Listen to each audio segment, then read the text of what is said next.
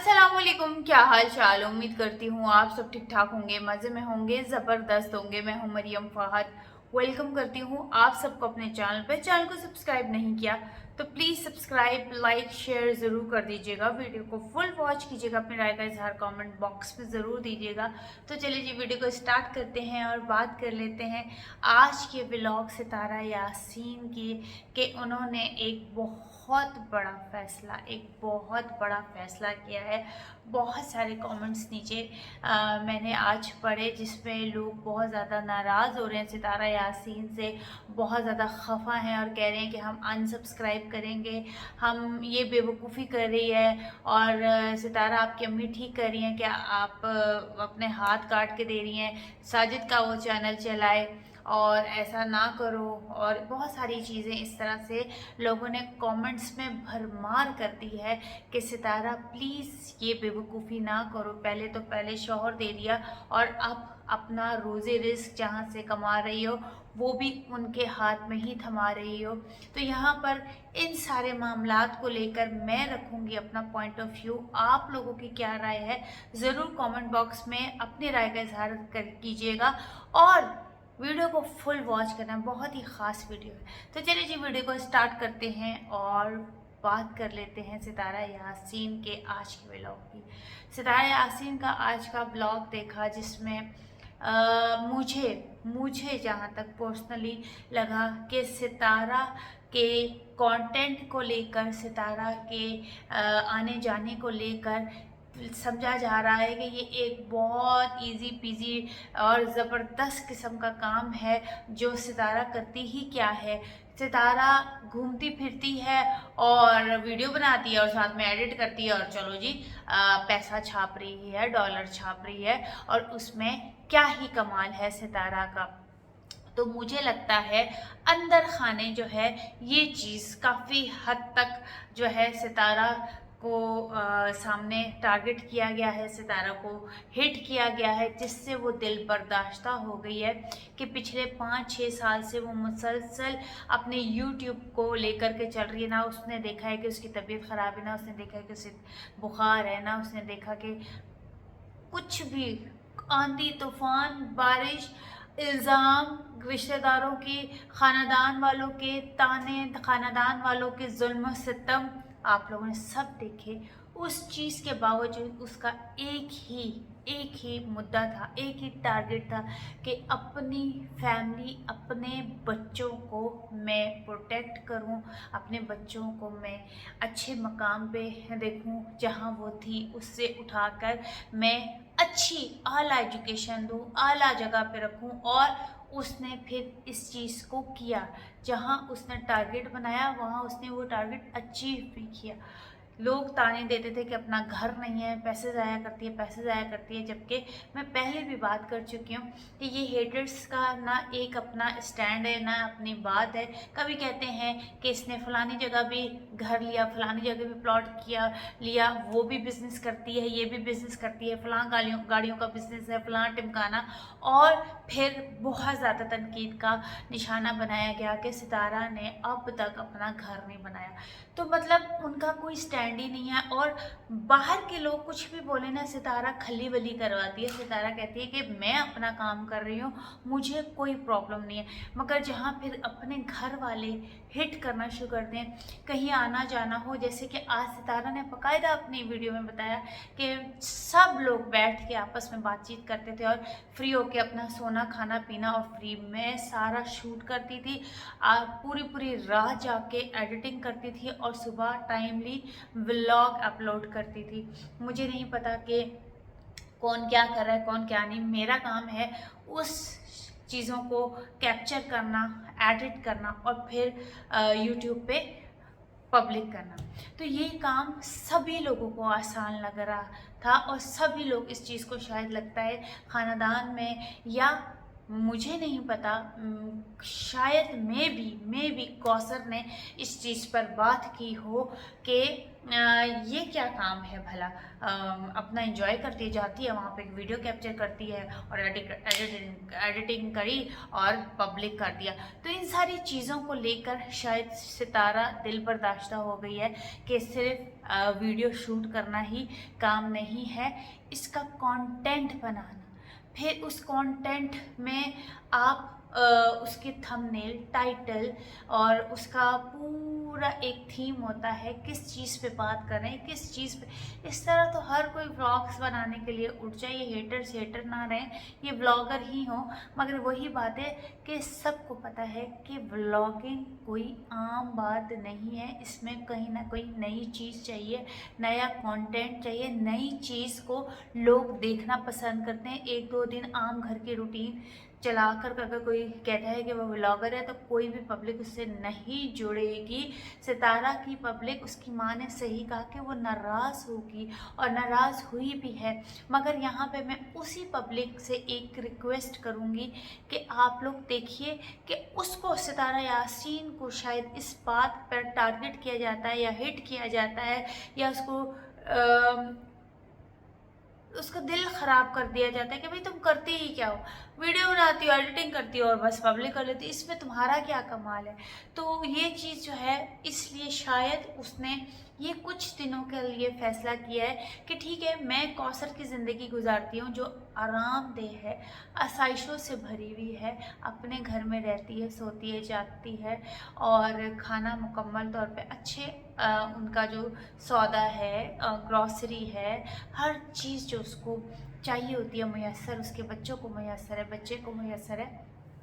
अच्छा, तो सितारा के मामले में जो मुझे लग रहा है कि कौसर ने ये डिमांड रखी होगी कि भाई वो तो आराम से जो है उठती है, वीडियो बनाती है, उसको एडिटिंग करती है, मॉल जाती है, कभी किसी शॉपिंग करने की मुहिम पे चली जाती है, कभी किसी के घर चली जाती है, कभी नारायण का गान होके चली जाती है, कभी गाँव में कंटेंट बना लेती है। इसमें क्या है, इसमें तो बस वीडियोज़ बनाती है और एडिटिंग करती है और छाप देती है। तो खैर यही बात आई थिंक सो कि सितारा को हिट की है और उसने ये फैसला लिया है कि ठीक है, कुछ दिन जो है मैं कौसर बन के गुजारती हूँ कि मैं आराम से सोऊंगी। क्योंकि सितारा की आप वीडियो देखिए, उसमें बार बार उसने कई बार कहा है कि मैं अपनी मर्ज़ी से सोऊंगी, अपनी मर्ज़ी से उठूंगी, अपनी मर्ज़ी से अपनी नींदें पूरी करूंगी, मेरा कोई फेस ना आए, अब मेरी हर चीज़ प्राइवेट होगी, मैं सामने नहीं आऊँगी और अब जो भी चीज़ होगी आप लोग करेंगे, मेरे बच्चों की फ़ीसें, मेरे घर का ख़र्चा, मेरी माँ का ख़र्चा और मुझे ड्राइवर रख के दिया जाए, ईच एंड एवरीथिंग। जिस तरह वो कौसर को हर चीज़ मुहैया की जाती है, सेम उसी तरह से सितारा यासीन को भी मुहैया की जाए। तो मुझे लगता है कि हिट हुई है, दिल पे बात लगी है।